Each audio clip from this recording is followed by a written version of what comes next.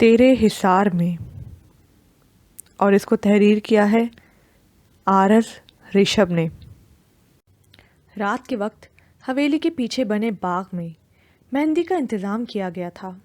شاہ کالا بوسکی کا شلوار قمیص پہنے، ہلکی سرمئی رنگ کی گرم شال اوڑھے، پاؤں میں پشاوری پہنے، بالوں کو جیل سے سیٹ کیے، ہلکی داڑھی کے ساتھ وہ کسی ریاست کا شہزادہ لگ رہا تھا۔ بی جان اور رحمان صاحب اپنے رشتہ داروں کو ویلکم کر رہے تھے، جبکہ کیان مسلسل حیا کو تلاش رہا تھا، جو شاید اندر تھی۔ کیان نے اپنے فون سے اسے کال ملائی، جسے اس نے کٹ کر دیا۔ میرا فون کٹ کیا؟ حیا کیان علی شاہ، تمہیں رات کو اس کی سزا ملے گی۔ کیان نے حیا کے نمبر پر سینڈ کر دیا۔ حیا کیان کا میسج پڑھ کے مسکرانے لگی، جسے بیوٹیشن تیار کر رہی تھی۔ کیان کا پھر پیغام آیا، اپنی تصویر بھیجو، سب سے پہلے تمہیں میں دیکھوں گا حیا۔ کیان کا پیغام پڑھ کے حیا کو اپنی قسمت پہ ناز ہوا۔ اس نے اللہ کا شکر ادا کیا جس نے کیان جیسا ہمسفر اس کے لیے چنا۔ حیا نے بیوٹیشن سے اپنی تصویر کھنچوائی اور شاہ کو سینڈ کر دی، جو مختلف لوگوں سے مل رہا تھا۔ بی جان، کوئی رہ تو نہیں گیا جس کو آپ نے نہ بلایا ہو؟ شاہ کے طنز کو بی جان سمجھ کر ہنس پڑی۔ تو کیا اب ہمارے اکلوتے پوتا پوتی کی شادی ہے، اس پر بھی نہ بلائیں کیان؟ بی جان نے مصنوعی غصہ دکھایا، جس پہ شاہ مسکرا پڑا۔ اب میری بیوی کو بھی بلا دیں ذرا، کتنی ظالم سماج ہیں آپ، کتنے گھنٹوں سے میں نے اسے نہیں دیکھا۔ شاہ نے بی جان کے کندھے پہ بازو پھیلائے، انہیں ایک تخت پہ بٹھانے لگا۔ آ رہی ہے تیری بیوی، ڈاکٹرنی ہے نا تو زیادہ تیار نہیں ہوتی، اسی لیے پارلر والی بلائی ہے میں نے اپنی حیا کے لیے۔ بی جان کی بات پہ شاہ مسکرا گیا۔ واقعی میری حیا میک اپ بالکل نہیں کرتی، وہ تو سادگی میں ہی بہت خوبصورت لگتی ہے۔ کیان کے موبائل پہ میسج بیپ ہوئی۔ اس نے میسج کھولا تو اس پہ اس کی زندگی پوری آب و تاب سے جلوہ افروز تھی۔ حیا پیلے جوڑے میں پھولوں کے زیور سے سجے ہلکے گلابی میک اپ میں بہت خوبصورت لگ رہی تھی۔ شاہ کچھ پل کے لیے تو کھو سا گیا، کتنی معصوم ہے میری حیا۔ گھونگھٹ کر کے آنا حیا، میں نہیں چاہتا تمہیں کسی کی بری نظر لگے۔ شاہ کا میسج پڑھ کے حیا کے چہرے پہ مسکراہٹ چھا گئی۔ آپ میرا گھونگھٹ کر دیں۔ یس میم۔ کچھ دیر بعد حیا کو لے جانے آ گئے نیچے۔ گھونگھٹ کے باعث حیا دیکھ نہ سکی، بس اس کا کوئی ہاتھ تھامے چلنے لگا۔ گانوں کی اونچی آواز حویلی کے اندر تک آ رہی تھی۔ حیا کا دل تیز تیز دھڑک رہا تھا۔ اس وقت کا میں نے کتنا انتظار کیا تھا، اللہ آپ کا بہت بہت شکریہ۔ حیا دل میں اللہ سے مخاطب ہوئی، کسی کے ساتھ مختلف راہداریوں سے گزرتی جا رہی تھی۔ اور کتنا رہ گیا ہے؟ مگر کسی نے جواب نہ دیا، بس اسے لیے ایک جگہ کھڑا ہو گیا۔ حیا نے دوپٹے میں سے جھانکنے کی کوشش کی، مگر اسے کچھ نظر نہ آیا تو حیا نے گھونگھٹ اٹھا دیا۔ آپ؟ حیا ایک دم سے شوق میں آ گئی۔ حیا نے اپنے آس پاس دیکھا، وہ حویلی کی ایک ایسی چھت نما جگہ پہ کھڑی تھی جس کے تینوں جانب دیواریں نہیں تھیں، یعنی بیچ میں حیا تھی، سامنے وہ، اور حیا کے پیچھے موت، یعنی بی جان نے اسے رش کی وجہ سے اوپر والا کمرہ کھلوا دیا تھا تاکہ وہ آرام سے تیار ہو جائے۔ پلیز آگے مت آنا، میں گر جاؤں گی۔ پلیز، میں نے آپ کا کیا بگاڑا ہے؟ حیا روتے ہوئے گڑگڑائی۔ کیا بگاڑا ہے؟ تیرے شوہر نے میرے جوان بیٹے کو مار دیا، تیرے شوہر نے میرے شوہر کو جیل میں ڈلوا دیا، ہماری ساری جائیداد ضبط ہو گئی، میری بیٹی سڑکوں پہ دھکے کھا رہی ہے۔ کس کی وجہ سے؟ صنوبر زور سے چلائی۔ تیری وجہ سے حیا رحمان علی شاہ، تیری وجہ سے۔ وہ آگے بڑھتی جا رہی تھی۔ اس کے ہاتھ میں بڑا چاقو تھا جو وہ شاید کچن سے اٹھا لائی تھی۔ پلیز، میں کیان سے بات کروں گی، آپ یہ پیچھے کر لیں، آپ تو کیان کی امی ہے نا، اسے دور کر لیں پلیز، میں گر جاؤں گی۔ حیا نے روتے ہوئے کہا۔ تو گر جاؤ۔ اس نے حیا کو زوردار دھکا مار دیا۔ حیا ہوا میں پیچھے کی جانب اچھلی۔ اس کے منہ سے آواز آئی، کیان۔ بی جان، حیا کہاں ہے؟ آپ نے صحیح میری بیوی پہ قبضہ کیا ہوا ہے۔ کیان نے بی جان کے کندھے کے گرد اپنے بازو حمائل کیے ہوئے انہیں دیکھا۔ آپ بیٹھیں، میں ذرا سب سے مل لوں۔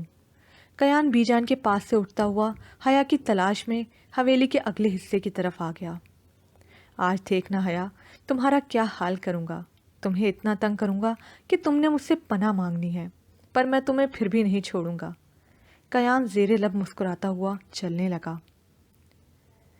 حیا پیچھے کی جانب ہوا میں اچھلی۔ کیان! اس کے منہ سے چیخ برآمد ہوئی جو اونچی آواز میں لگے گانوں میں کہیں کھو گئی۔ حیا نے گرتے ہوئے دیوار کو زور سے تھام لیا، جس سے اس کے پاؤں نیچے ہوا میں لٹک گئے۔ اماں فضول میں وقت ضائع کر رہی ہو، میرا بس چلے تو میں اس کی بوٹی بوٹی نوچ کے کتوں کو ڈال دوں۔ دروازے کے ساتھ لگی ہائیکا نے اپنی ماں کو مخاطب کیا۔ ویسے موم، یہ آپ کے پرانے سسر صاحب کی بندوق تو بڑی اچھی ہے، ایسے ہی دیواروں پہ ٹنگی ہوئی ہے، اس منحوس کو مارنے کے کام آئے گی بڑی۔ مجھے مار کے تم دونوں کو کیا ملے گا؟ شاہ تمہارا جینا مشکل کر دے گا، وہ تمہیں زندہ نہیں چھوڑے گا۔ حیا نے دیوار کو مضبوطی سے تھامے ہوئے چلا کے کہا۔ بڑی معصوم ہو تم ڈیئر، سچ میں اتنی معصومیت بہت کم دیکھنے کو ملتی ہے، جبھی وہ ہینڈسم تم پہ مرتا ہے۔ خیر، تمہیں بتا دوں، مرنے سے پہلے تمہیں اتنا تو معلوم ہونا چاہیے، تمہاری پیاری دادی جان نے اتنے بڑے بزنس ٹائکون کی شادی میں کوئی سیکیورٹی نہیں لگائی، صرف اتنی لگائی کہ کوئی اسلحہ اندر لے کر نہ آئے۔ باقی میں اور موم تمہاری شادی میں لڑکے والے بن کے آئے ہیں۔ اس نے حیا کے نزدیک پنجوں کے بل بیٹھتے ہوئے کہا اور زوردار کہکا لگایا۔ چلو بہت باتیں ہو گئیں، میرے بھائی کا دھیان رکھنا، جنت میں وہاں بھی اسے تنگ مت کرنا۔ گڈ بائے حیا، میں تمہارے پیارے شوہر کا بہت دھیان رکھوں گی۔ ہائیکا نے زوردار انداز میں بندوق کا پچھلا حصہ حیا کی انگلیوں پہ مارا، جس سے اس نے تڑپ کے ایک ہاتھ چھوٹا۔ وہ اپنا وزن سنبھال نہ سکی اور نیچے کی جانب گرنے لگی۔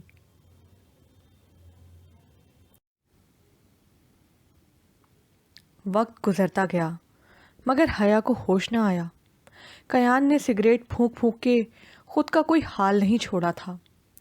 کچھ دیر پہلے اسپتال کی بنی مسجد میں اللہ کے آگے اپنی حیا کے لیے لڑ رہا تھا، جہاں اللہ نے اس کی دعائیں مستجاب کر لیں اور شاہ کی حیا نے آنکھیں کھول دیں۔ ڈاکٹر، پیشنٹ کو ہوش آ گیا ہے۔ نرس باہر بتانے آئی، جہاں شاہ بکھری ہوئی حالت میں اسپتال کی مسجد سے باہر آ رہا تھا۔ نرس کی بات سن کے اس کے چہرے پہ رونق چھا گئی۔ وہ حیا کے کمرے کی طرف بڑھا، جہاں وہ مندی مندی آنکھوں سے دیکھنے کی کوشش کر رہی تھی۔ ڈاکٹر اندر آ کے اس کا چیک اپ کرنے لگے۔ نزدیک ہی شاہ اسے دیکھنے لگا، جو ایک بار پھر غنودگی میں چلی گئی۔ سب ڈاکٹرز کیان کو تسلی بخش جواب دے کر باہر نکل گئے۔ کیان آہستہ آہستہ قدم اپنی زندگی کی جانب بڑھانے لگا۔ کتنا تنگ کرتی ہو تم مجھے حیا؟ کیان اس کے نزدیک رکھی چیئر پہ بیٹھ گیا۔ اس کے چہرے پہ آئے بالوں کو اس کے کانوں کے پیچھے کرنے لگا، پھر آہستہ سے اس کے ماتھے پہ اپنے سلگتے لب رکھے، اس کے ماتھے سے اپنا ماتھا ٹکائے۔ شاہ اپنی آنکھوں کا گرم سیال اس کی آنکھوں میں انڈیلنے لگا۔ حیا، میرے ساتھ دوبارہ ایسے کبھی مت کرنا، ورنہ میں ساری دنیا کو آگ لگا دوں گا۔ تم میرے جینے کی وجہ ہو، تم کیان علی شاہ کی روح ہو، جو اپنی روح کے بنا ادھورا ہے۔ جو درد، جو کرب، جو انتظار میں نے آج چاہا ہے۔ حیا، میرے ساتھ دوبارہ ایسے کبھی مت کرنا، ورنہ میں ساری دنیا کو آگ لگا دوں گا۔ تم میرے جینے کی وجہ ہو، تم کیان علی شاہ کی روح ہو، جو اپنی روح کے بنا ادھورا ہے۔ جو درد، جو کرب، جو انتظار میں نے آج سہا ہے نا، حیا ایسے دوبارہ مت کرنا میرے ساتھ۔ کیان نے ایک بار پھر اس کے ماتھے پہ اپنے لب رکھے اور اٹھ کھڑا ہوا۔ عاصم کو کال ملائی اور اسے غریبوں میں صدقہ دینے کے لیے کہا۔ کیان کل رات والے کپڑوں میں ہی اپنی سحر انگیز شخصیت کے ساتھ حیا کے نزدیک اس کا ہاتھ تھام کے چیئر پہ بیٹھ گیا۔ سحری کے وقت حیا کو ہوش آنا شروع ہو گیا۔ وہ آہستہ آہستہ آواز میں کیان کیان بولنے لگی۔ نزدیک بیٹھا کیان مسلسل اسے دیکھ رہا تھا۔ اٹھ بیٹھا اور بیل بجائی۔ حیا، میں تمہارے پاس ہوں، یہ دیکھو۔ کیان نے اسے آواز لگائی۔ حیا نے دیکھنے کی کوشش کی مگر سب بلر تھا۔ کمرے میں ڈاکٹر اور نرس داخل ہوئے اور حیا کا چیک اپ کرنے لگے۔ ڈاکٹر، مجھے دھندلا کیوں نظر آ رہا ہے؟ حیا نے نکاہت سے بھرپور آواز میں کہا۔ سر، دماغ پہ چوٹ لگنے کی وجہ سے اکثر ایسے ہو جاتا ہے۔ ان میں ممکنہ طور پر ادراک میں تبدیلیاں، یادداشت میں کمی، سر درد، دوروں، چکر آنا، ذہنی دباؤ، چڑچڑا پن، دوہرے وزن اور میموری کی کمی شامل ہے، لیکن یہ سب وقت کے ساتھ ساتھ ٹھیک ہو جائے گا۔ آپ خود کو ریلیکس کریں، ہمیں اور اس اسپتال کو آپ دونوں کی بہت ضرورت ہے۔ سر، میم جلدی ریکور کرنا شروع ہو جائیں گی۔ ڈاکٹر کی پیشہ ورانہ تسلیاں کیان کو مطمئن نہ کر سکیں۔ وہ واپس حیا کے پاس کمرے میں آ گیا جہاں وہ چھت پہ لگے پنکھے کو دیکھ رہی تھی۔ حیا، کیا دیکھ رہی ہو؟ شاہ اس کے نزدیک جا کے کھڑا ہو گیا۔ آپ میرے کون ہیں؟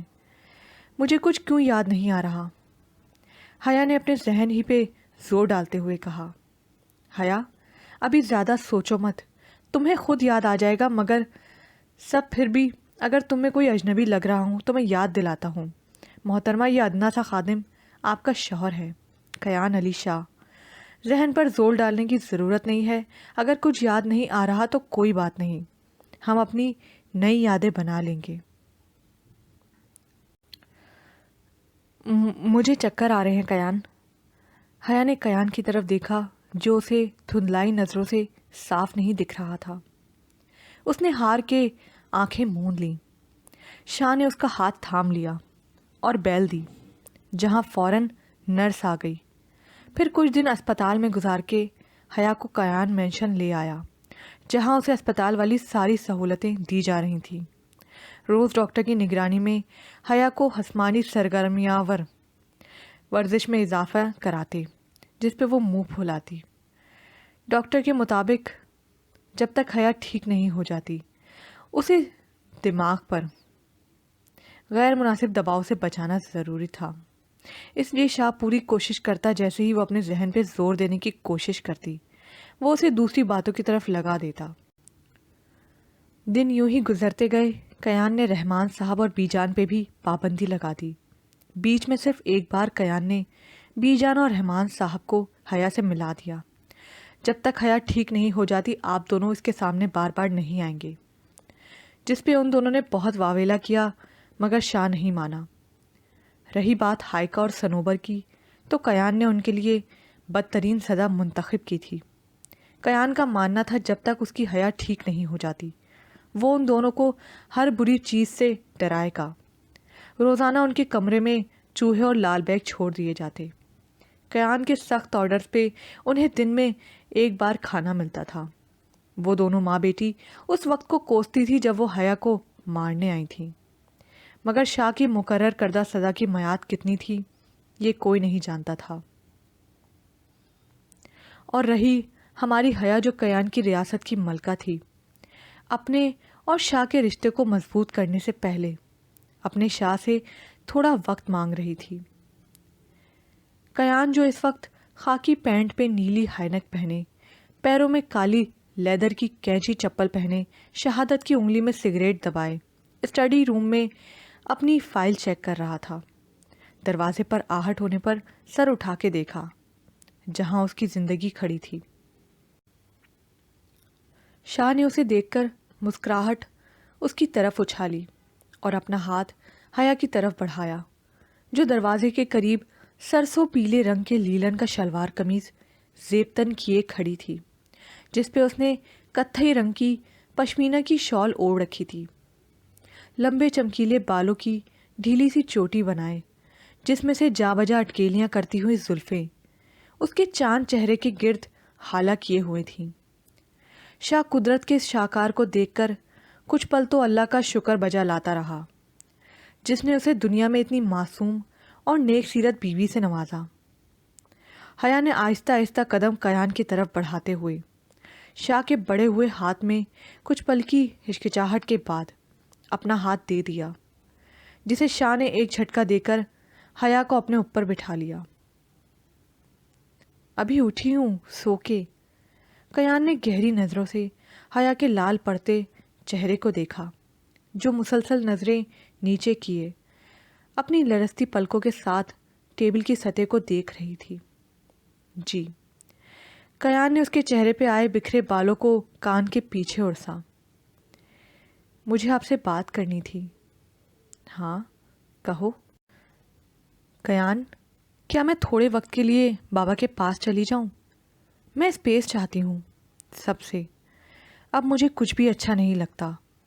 میں ٹھیک ہونا چاہتی ہوں کیان، تاکہ میں پوری شراکت داری کے ساتھ آپ کی زندگی میں شامل ہوں۔ کیا آپ مجھے بابا کے پاس بھجوا دیں گے؟ جس پہ کیان نے حیا کو دیکھا، جو یہ بات کرتے ہوئے مسلسل اپنی انگلیاں مڑوڑ رہی تھی۔ کیان نے اس کی انگلیوں کو ایک جھٹکے سے آزاد کرایا اور حیا کو اپنے حصار میں لیے اس کے چہرے پہ بار بار آتے اس کے بکھرے بالوں کو پیچھے کیا۔ میں نے کیا کہا تھا کہ ابھی تمہاری کسی بھی چیز کو میں نے صحیح طرح محسوس نہیں کیا، تو میں بالکل اجازت نہیں دوں گا کہ تم میری کسی بھی چیز کا نقصان کرو۔ یہ کہتے ہوئے کیان نے حیا کے دونوں ہاتھوں پہ باری باری اپنے لب رکھے۔ اب سنو میری بات، تم میرے لیے ایک ایسا نشہ ہو جسے میں کسی بھی صورت چھوڑ نہیں سکتا۔ تمہیں جتنا وقت چاہیے کیان علی شاہ نے تمہیں دیا، مگر تم رہو گی میرے ساتھ اپنے کمرے میں۔ میں تمہیں ایک لمحے کے لیے اپنے سے دور نہیں کر سکتا۔ اور ایک بات حیا، مجھے بالکل بھی ضرورت نہیں کسی بھی ایسی چیز کی جو تمہیں پریشان کرے۔ اگر کچھ یاد نہیں آتا تو کوئی بات نہیں، وقت کے ساتھ سب ٹھیک ہو جائے گا۔ تمہیں جس جس چیز کی چڑچڑاہٹ ہے میرے علاوہ، میں ان سب کو تم سے دور کر دوں گا۔ میں تمہیں لے کر کچھ وقت کے لیے امریکہ جا رہا ہوں۔ وہاں بی جان چاچو پہلے سے چلے گئے ہیں۔ تم وہاں جا کے اپنی اسٹڈیز کرنا۔ اس دوران تمہیں سب سے بریک ملے گا، اور میرا نہیں خیال اتنا بریک تمہارے لیے کم ہو۔ میں اپنی آنے والی زندگی کا ہر لمحہ تمہارے ساتھ گزارنا چاہتا ہوں۔ شاہ نے بات کرتے ہوئے حیا کو دیکھا، جو کسی گہری سوچ میں گم تھی۔ کیا سوچ رہی ہو؟ کیان نے حیا کی آنکھوں کے آگے ہاتھ لہرایا۔ کچھ نہیں۔ کیان نے حیا کی آنکھوں میں نمی دیکھی تو بے چینی سے سیدھا ہو گیا۔ حیا، کیوں رو رہی ہو؟ میری جان، میں نے تمہیں کہا ہے نا، میں تمہاری ہر بات مانوں گا، سوائے اس کے کہ میں تمہیں خود سے دور نہیں کر سکتا۔ کیان نے اس کے آنسو اپنی شہادت کی انگلی سے پونچھتے ہوئے کہا۔ شاہ، آپ مجھ سے اتنا پیار کیوں کرتے ہیں؟ کیونکہ تم میری جان ہو، میری روح ہو، میرے جینے کی وجہ ہو۔ کیان نے اس کی آنکھوں میں دیکھا جہاں سے آنسو زاروں قطار نکل رہے تھے۔ حیا، مائی بیبی، پلیز ڈونٹ کرائی، کم ہیئر۔ شاہ نے اس کا چہرہ دونوں ہاتھوں میں تھاما اور اس کی آنکھوں میں دیکھا جہاں آنسو جھلملا رہے تھے۔ نہایت آہستہ سے سرگوشی کی۔ I never thought love was worth fighting for, but then I look into your eyes. I'm ready for war. You remember? Today I'm gonna hug you so tight that all of your broken pieces fit back together. Kiyan نے اسے اپنے بازو میں زور سے اس طرح بھینچ لیا جیسے کیان دو جسم ایک جان کر رہا ہو۔ حیا نے بھی سر شاہ کے سینے سے ٹکا دیا، جو حیا کو کرسی پہ لیے نیم دراز ہو گیا۔ حیا کو شاہ کے سینے پہ ایک سکون سا ملا۔ وہ اسے خود میں چھپائے کافی دیر ایسے لیے بیٹھا رہا، جو ابھی بھی وقفے وقفے سے ہچکیاں لے رہی تھی۔ کیان مسلسل اس کے بالوں میں ایک ہاتھ سے انگلیاں چلا رہا تھا، جبکہ دوسرے ہاتھ سے اس کی کمر کے گرد حصار قائم کیے ہوئے تھا۔ یہاں پر یہ پارٹ اختتام کو پہنچا۔ مزید پارٹ سننے کے لیے اردو ناول زبر پرائڈ کو لائک کیجیے، سبسکرائب کیجیے، شیئر کیجیے، کمنٹ کرنا مت بھولیے گا۔ یہاں پہ یہ ناول اختتام پذیر ہوا۔ مزید ناول سننے کے لیے چینل کو سبسکرائب کیجیے، ویڈیوز کو لائک کیجیے اور اپنی ریکویسٹ کمنٹ باکس میں ضرور بتائیے گا کہ آپ کون سا ناول سننا چاہتے ہیں۔ تب تک کے لیے اللہ حافظ.